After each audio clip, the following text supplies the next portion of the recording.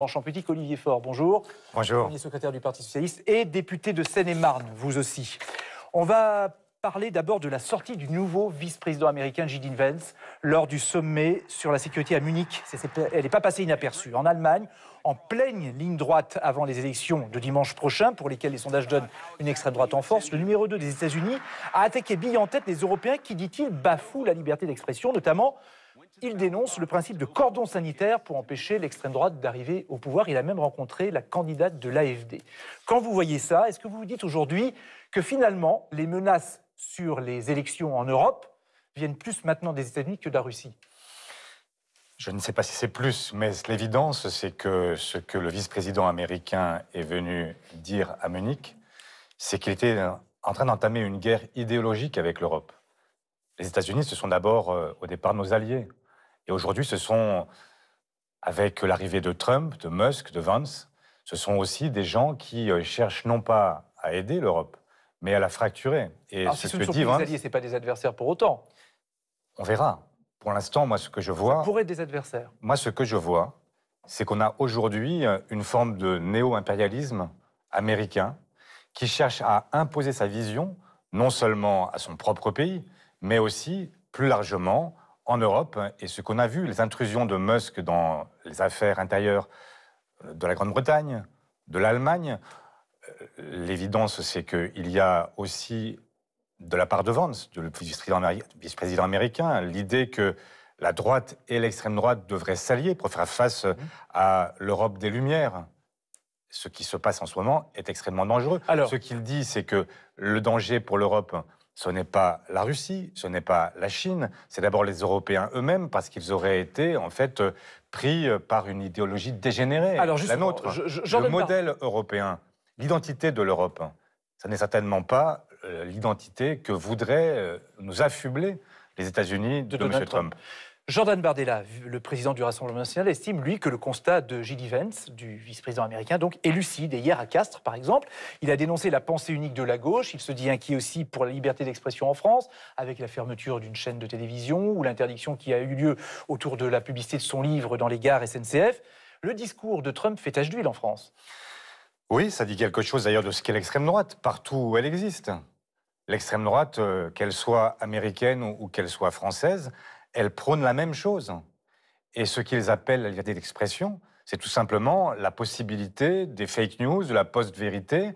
Comme l'a dit le ministre de la Défense allemand, la démocratie, ça n'est pas que n'importe qui puisse dire n'importe quoi. Mais donc, il y a là une vraie défense de nos valeurs qu'il faut aujourd'hui défendre et prendre en considération le fait qu'on n'est pas du tout à l'abri d'un grand hiver qui s'abatte sur nous, parce qu'on a aujourd'hui des gens qui sont effectivement dans une guerre idéologique et qui voudraient nous faire croire que la gauche impose tout. Mais qui peut le croire? Est-ce que franchement on pense que c'est la gauche qui gouverne le pays aujourd'hui?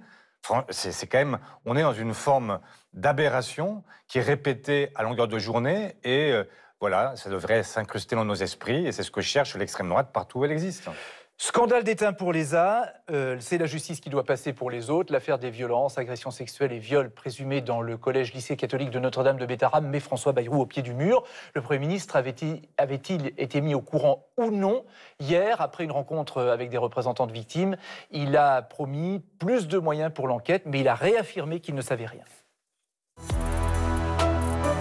Pourquoi n'avez-vous pas protégé les élèves de l'école Notre-Dame de Bétarame, victimes de violences pédocriminelles? Moi, j'étais au dortoir juste là. Ils nous tapaient. Tarte, tiré par les oreilles, te lever. Moi, il m'a coincé la tête dans le pupitre. Jean-Marie Delbos a passé ici des nuits de terreur. Violé par un jeune prêtre, responsable des dortoirs. Ils venaient sous table ouverte, et ils nous masturbaient. Et il nous faisait une fellation. De là, il partait sur un autre lit et il refaisait son truc. Et il disait, rendormez-vous, c'est pas grave. Saisi à de multiples reprises de ces violences, vous avez toujours affirmé n'avoir rien su, rien vu, rien entendu. Vous nous devez, monsieur le ministre, des réponses claires. Et si vous avez silencié ces violences, vous devez démissionner. Je n'ai jamais été informé de quoi que ce soit de violence ou de violence a fortiori sexuelle, jamais. est-ce que vous croyez que nous aurions scolarisé nos enfants dans des établissements dont il aurait été soupçonné ou affirmé qu'il se passe des choses de cet ordre? Bayrou, dans ce qu'il dit, il ment. Et Bayrou, il n'a qu'à venir me voir les yeux dans les yeux et me dire que c'est moi le menteur. Monsieur le Premier ministre, entendez comment ça fait mal à chacun de nous retrouver ici pour dénoncer l'omerta, le non-dit, l'hypocrisie d'un système qui nous a broyés. Est-ce que vous pouvez nous promettre que vous n'étiez pas au courant? Qu'est-ce que vous voulez dire, promettre que je n'étais pas au courant? Vous voulez que je vous le jure, croix de bois, croix de fer? Je n'étais pas au courant. Olivier Faure, François Bayrou dit qu'il n'était pas au courant de ce qui se passait à Notre-Dame de Bétharram. Est-ce que vous le croyez? D'abord, je veux dire que les témoignages d'Alain Esquer, de M. Delbos, sont effrayants et on sent encore, 40 ans après, la souffrance qui demeure pour ces enfants, ces ex-enfants qui ont été violés et qui ont été l'objet d'une loi du silence. Alors, François Bayrou dit qu'il ne savait pas. Est-ce que vous le croyez quand il dit ça? Pour l'instant, ce que j'observe, c'est que François Bayrou a menti à plusieurs reprises devant l'Assemblée. Il nous a dit qu'il n'avait jamais été au courant et pourtant, depuis, il nous explique qu'il avait lui-même demandé un rapport en 1996. Ce qui, pour le moins, jette un doute sur ce qu'il savait ou ce qu'il ne savait pas. Alors, s'il a menti, est-ce qu'il doit démissionner? Moi, ce que je crois, c'est que s'il a participé, d'une manière ou d'une autre, à la loi du silence pour protéger l'institution de Bétharram, alors, en conscience, oui, il doit démissionner. Mais pour l'instant, vous attendez quoi? Vous attendez encore des explications? Vous attendez encore que l'enquête avance? Qu'est-ce que vous attendez? Je souhaite que l'enquête avance. Je souhaite que l'on puisse comprendre ce que François Bayrou savait ou ne savait pas, et surtout, s'il a lui-même, pour des raisons qui seraient liées peut-être à la proximité qu'il avait, lui, sa femme, avec l'institution, est-ce qu'il a lui-même cherché à protéger l'institution au détriment des élèves? Mais qui va le dire? Qui va le dire? Parce que vous dites, si c'est le cas et qu'il a menti, il doit démissionner, mais on le saura quand? Si c'est dans 2 ans, si c'est dans 3 ans Je vois des témoignages qui, au fur et à mesure... Vous croyez plutôt les témoins que François Bayrou? Mais je les crois, bien sûr. Plus que François Bayrou? Mais je crois... Enfin, vous avez là un scandale pédocriminel qui a touché non pas 1 ou 2 enfants et qui aurait pu passer à travers la connaissance de chacun. Là, en l'occurrence, ce sont 112 plaintes et on n'en est qu'au début. Pendant des décennies, cette institution catholique a été en réalité un centre de torture pour, c'est-à-dire ce qui paraît être la réputation de cet établissement, c'est qu'on disait que c'était le goulag pyrénéen. Donc on a là quand même l'idée que la rumeur avait précédé, y compris les enquêtes, et qu'il y avait une forme de logique à ne pas chercher à protéger l'institution, mais à protéger les enfants. Mais pour être clair, Olivier Faure, si je comprends bien, vous considérez aujourd'hui, en écoutant les témoignages, que donc François Bayrou a menti. C'est un fait. Hein. Donc il doit démissionner maintenant, dès aujourd'hui. François Bayrou, je veux comprendre pourquoi, dans un premier temps, il a expliqué qu'il ne savait rien de rien, qu'ensuite il est revenu sur cette première déposition en expliquant qu'il avait bien sûr connaissance puisqu'il avait commandé un rapport. Vous lui laissez le temps encore de s'expliquer, c'est ça que je veux dire. J'essaye de comprendre. Je ne veux pas accabler prématurément. Je vois qu'il y a une certaine confusion dans les explications du Premier ministre. Et ce que je vois, c'est qu'il y a d'abord eu une première enquête sur une violence physique qui a donné lieu là à une condamnation. Puis ensuite, il y a eu des accusations donc, de viol sur mineurs avec le directeur de l'établissement, que ce directeur s'est suicidé. Est-ce qu'à ce moment-là, François Bayrou a considéré que l'affaire était circonscrite à un seul homme et donc qu'il n'y avait plus lieu d'en parler? Ou est-ce qu'il avait connaissance de faits qui étaient plus nombreux, puisqu'il y a 26 personnes, 26 adultes qui sont concernés aujourd'hui? Mais qui doit éclairer, qui doit donner, qui doit dire s'il a menti ou pas? C'est une commission d'enquête parlementaire? Ça peut être une commission d'enquête parlementaire, ça peut être la justice. Il faut qu'on aille plus loin. Et vous savez que ça peut durer longtemps. La justice, ça peut durer longtemps. François Bayrou, il y a aussi la conscience d'un homme qui doit jouer. Si vraiment vous en appelez à François Bayrou directement? J'en appelle à François Bayrou lui-même. S'il a, à un moment ou un autre, pour de bonnes ou de mauvaises raisons, surtout de mauvaises raisons, considéré qu'il n'y avait pas lieu d'aller plus loin parce qu'il voulait, je le répète, protéger une institution, eh bien alors, en conscience, il doit démissionner. Mais là, vous lui mettez la pression, j'allais dire. Il doit faire son examen de conscience maintenant, il ne faut pas attendre. Mais le sujet est tellement grave. C'est maintenant. Mais c'est maintenant, bien sûr. Et nous avons, sans doute, les temps ont changé. Et c'est vrai que nous ne portons pas le même regard aujourd'hui, en 2025, que le regard qui était porté peut-être à la fin du siècle dernier. Mais de la même façon qu'aujourd'hui, nous ne tolérons plus cette domination masculine qui a été l'occasion là aussi d'une omerta sur ce que subissaient les femmes. Ouais. Eh bien, après MeToo, il faut qu'il y ait un MeToo sur les enfants et que les enfants soient protégés parce que ce qui s'est passé à Betaram n'est tolérable à aucun moment et nous devons faire en sorte que personne, plus jamais, ne sente qu'il peut être protégé par la loi du silence. Est-ce que ça doit être l'occasion éventuellement aussi de renforcer les contrôles dans les établissements privés sous contrat avec l'État? Oui, bien sûr. Bien sûr. Et là, il y a un problème parce que Betaram, c'est pendant 30 ans, il n'y a eu aucun contrôle. Et donc, oui, il y a aujourd'hui 17% des élèves qui sont scolarisés dans le privé. Et donc, les établissements contractualisent avec l'État. Cela suppose qu'ils respectent leurs obligations. Après l'affaire Stanislas, après Betaram, combien d'établissements faudra-t-il encore pour que nous prenions conscience du fait qu'il n'y a aucune tolérance possible? Est-ce que vous attendez aussi des explications ou une prise de parole de la ministre de l'Éducation là-dessus, Elisabeth Borne? Ce serait Elle légitime. a dit que c'était la justice qui devait rendre compte, et qu'elle attendait la justice avant d'agir et avant de réagir. Non mais sur l'affaire Betaram, peut-être qu'elle peut attendre, encore que je crois que nous sommes largement éclairés. Simplement, comme ministre de l'Éducation, elle doit bien entendu dire quel est le plan qu'elle met en œuvre pour que nous puissions vérifier qu'il n'y a pas d'autres Betaram en France et qu'il n'y en aura certainement plus jamais, parce que nous mettrons tout en œuvre pour empêcher, pour contrôler, pour faire en sorte que les règles soient suffisamment claires pour que rien ne soit possible. Pour conclure là-dessus, si François Bayrou, en conscience, estime qu'il a caché des faits ou qu'il n'a pas révélé des faits, dans 2 jours, dans 3 jours, il pourrait ne plus être Premier ministre. C'est une possibilité. Mais le sujet est trop grave pour le laisser passer. Parce que, je vous dis ça parce que le Parti socialiste, par ailleurs, a promis une motion de censure contre François Bayrou. Cette fois, après ses propos contre le sentiment de submersion migratoire. Elle va être déposée, cette motion de censure. Bien sûr, cette semaine. Ce sera quoi l'intitulé? Il n'y a pas de titre. La réalité, c'est que nous allons, dans cette motion de censure, venir expliquer ce que nous considérons être une forme de trumpisation du débat public sous l'égide de ce gouvernement. Et donc, nous avons parlé tout à l'heure de Vance. Mais il n'y a pas que Vance. Il y a aujourd'hui des gens qui, dans ce gouvernement, reprennent progressivement les thèses qui, outre-Atlantique, ont permis la victoire de Donald Trump. Et donc, vous pensez à qui? Je pense à Bruno Retailleau, je pense à Gérald Darmanin, je pense au Premier ministre lui-même, qui a repris les mots de l'extrême droite.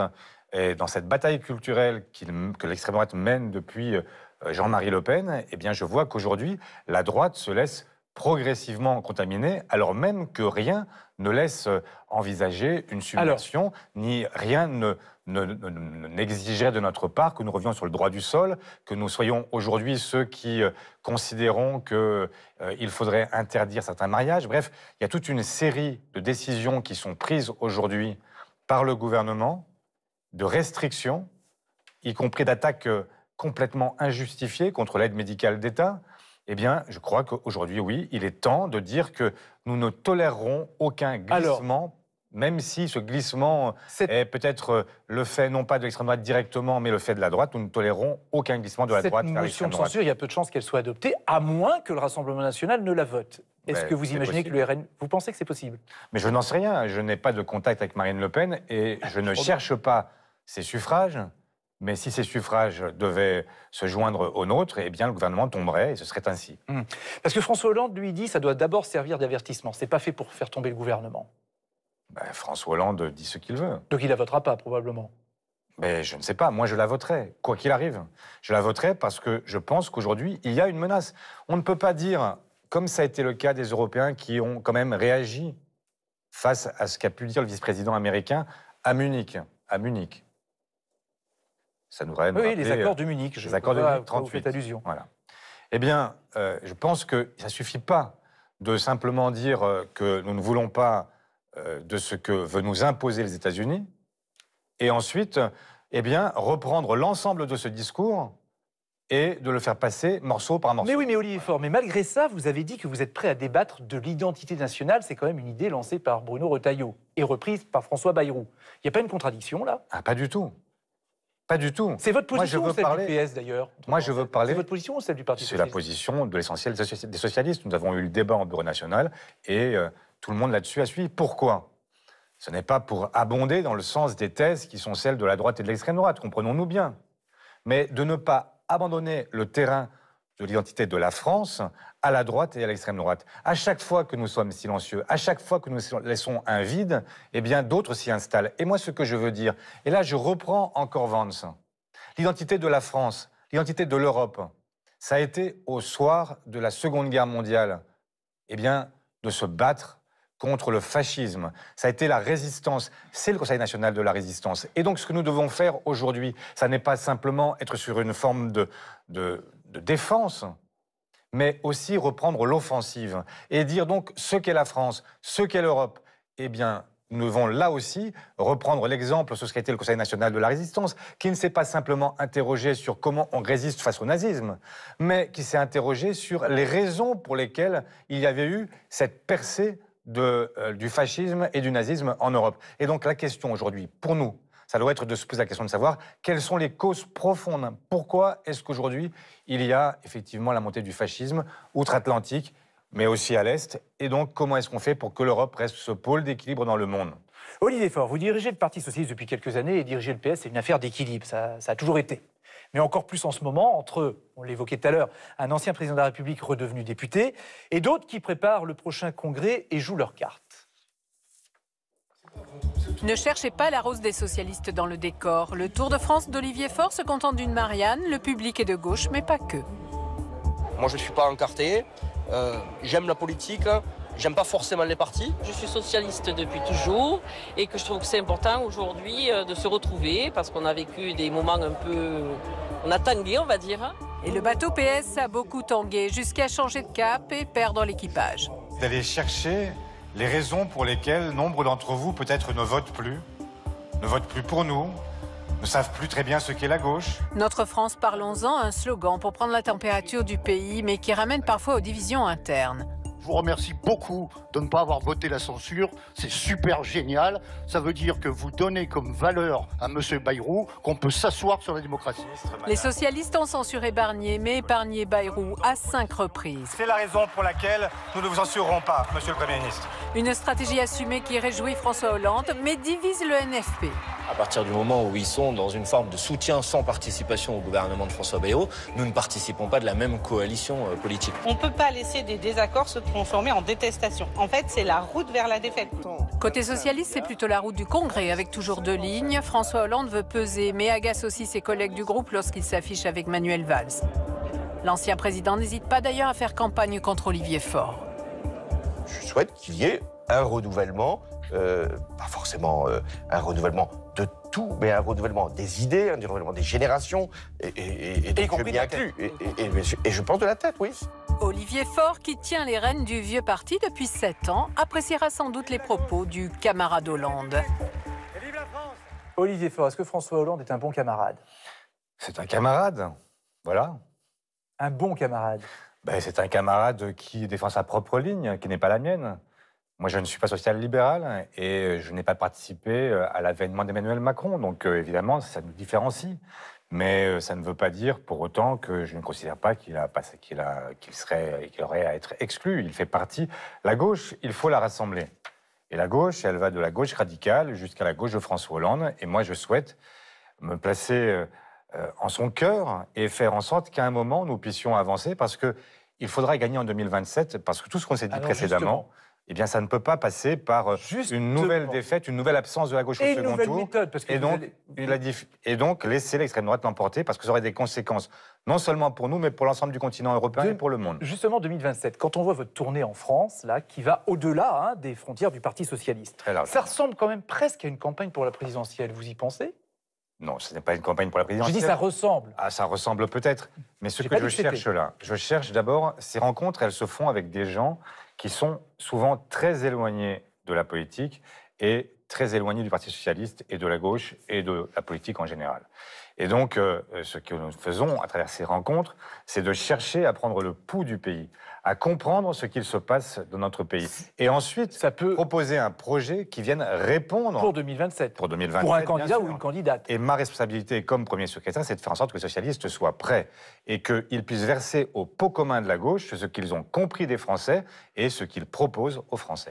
On va retrouver Laurence Perron, journaliste politique à France Inter pour sa carte blanche dans Dimanche. On vous dit rebonjour Laurence. Rebonjour Francis. Et Bonjour Olivier Laurence. Faure. On le rappelait dans le sujet, un septennat à la tête du PS. Vos opposants vous accusent de procrastiner sur la date du futur congrès. Est-ce qu'il y a une date? Il y a une date, ce sera en juin. D'accord. Quoi qu'il arrive. Oui, en fait, alors après, quoi qu'il arrive... Ah, c'est un scoop, hein, parce que alors vraiment, je ne le savais pas avant d'arriver ce Personne ne matin. savait. Mais Personne ne écoutez, savait. Les socialistes le savent, puisque j'ai dit aux différents chefs de sensibilité que je souhaitais un congrès qui se déroule comme prévu, puisque cette date n'est en réalité qu'un mystère que très partiel. Eh bien, je souhaite qu'au premier semestre, nous puissions en terminer avec ce congrès et que nous puissions bien trancher la ligne qui doit être celle du En juin Parti socialiste. prochain. En juin prochain, François Hollande, le camarade François Hollande, camarade socialiste libéral, vous dit qu'il faut changer d'incarnation. Ça fait 7 ans que vous êtes à la tête du PS. Est-ce que oui, vous êtes prêt éventuellement à ne pas vous représenter?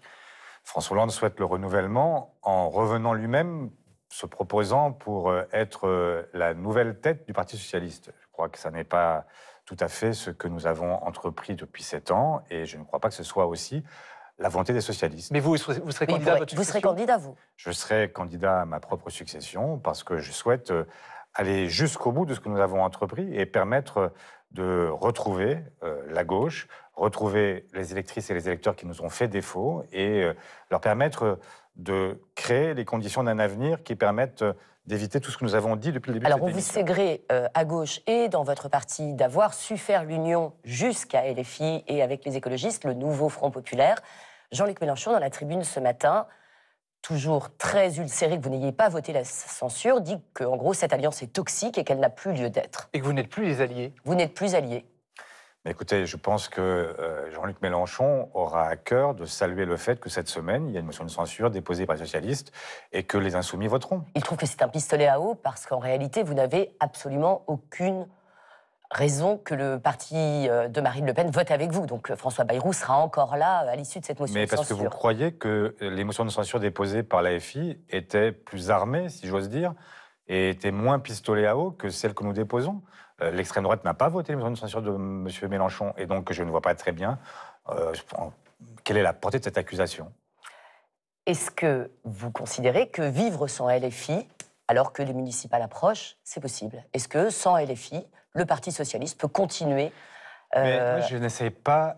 à garder ses villes, par exemple, Je vois pour les bien que municipales? les appareils politiques peuvent avoir des intérêts qui ne sont pas celles et ceux de ceux qui se pensent à Oui, gauche. alors qu'est-ce qui se passe? Par Et donc, exemple, là, nous il a devons planté des chercher- drapeaux partout dans Moi, des villes que vous moi, détenez. je le souhaite. Montpellier, par exemple, Lille, par exemple. Est-ce que Saint-Ouen, chez Karim Ouamran, est-ce que vous craignez que LFI devienne un adversaire politique? Mais je n'imagine pas un seul... La question des appareils m'importe peu. La réalité, c'est est-ce qu'à un moment, nous arriverons à rassembler celles et ceux qui se retrouvent dans les idées de la gauche, ou est-ce que nous allons chercher à les diviser? Et donc la question sera posée à chacun. Si LFI fait le choix d'être non pas un soutien de ceux qui mènent des politiques sociales, des politiques éducatives, des politiques écologiques dans leur commune et préfèrent chercher leur défaite, alors ils peuvent aussi démasqueront- causer votre défaite. En cas de Mais- dissolution, par exemple, est-ce qu'on réactive Mais l'Union de la gauche, le Laurence nouveau Front Perron, populaire? La question qui nous est posée à chacun, c'est de savoir ce que nous avons comme adversaire. Mon adversaire à moi, c'est l'extrême droite. L'extrême droite d'abord. Aujourd'hui, la menace, elle est là. Ce que je vois, c'est qu'il y a des gens qui, parfois, à gauche, et c'est valable pour Jean-Luc Mélenchon, mais aussi parfois dans mon propre parti, des gens qui pensent que le débat, c'est entre la gauche et la gauche. Mais ce débat-là ne m'intéresse pas. Moi, ce que je sais, c'est qu'il faut évidemment fédérer l'ensemble de la gauche pour espérer l'emporter. Donc le nouveau en Front 2027. populaire a encore Le de l'air. nouveau Front populaire n'est pas mort, comme le dit Jean-Luc Mélenchon, et l'alliance n'est pas toxique. Mais le Front populaire, ça n'est pas LFI, ça n'est pas le PS, ça n'est pas les écologistes, ça n'est pas les communistes. Le Front populaire, ce sont des gens qui par millions se sont rassemblés pour refuser l'arrivée de Jordan Bardella à Matignon. C'est quand même Et simple. qui pourrait se rassembler aussi pour éviter l'arrivée de Marine Le Pen en 2027. Est-ce que vous, éventuellement, vous prendrez vos responsabilités le cas venu? Mais j'ai toujours dit que la question est trop grave pour que nos égos soient toujours portés devant. Je vois des tas de gens qui disent chaque semaine « je suis candidat ». On a un candidat par semaine.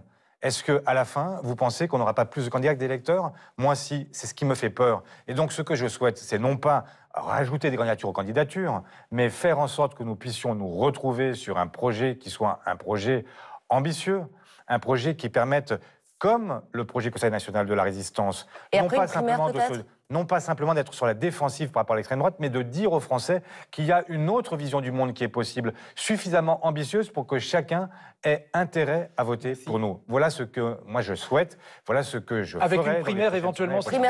Mais s'il y a une primaire, il y a une primaire. Trouvons le mode d'emploi qui permet d'avoir le candidat le plus commun possible pour que nous soyons au rendez-vous de 2027. Merci Laurence. L'ancien président de l'Assemblée nationale, Richard Ferrand, est le candidat d'Emmanuel Macron pour présider le Conseil constitutionnel. Le Parti socialiste votera-t-il pour ou contre?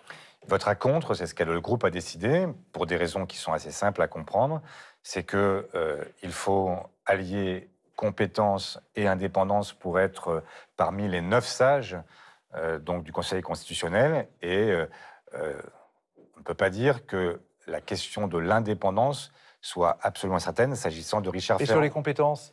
Et sur les compétences, ça n'est pas prouvé non plus. Mais surtout, je veux rappeler que Richard Ferrand a été celui qui, jusqu'ici, a prôné un 3e mandat possible pour le chef de l'État. La question va être posée au Conseil constitutionnel. Imaginez que le président de la République n'achève pas complètement son mandat présidentiel.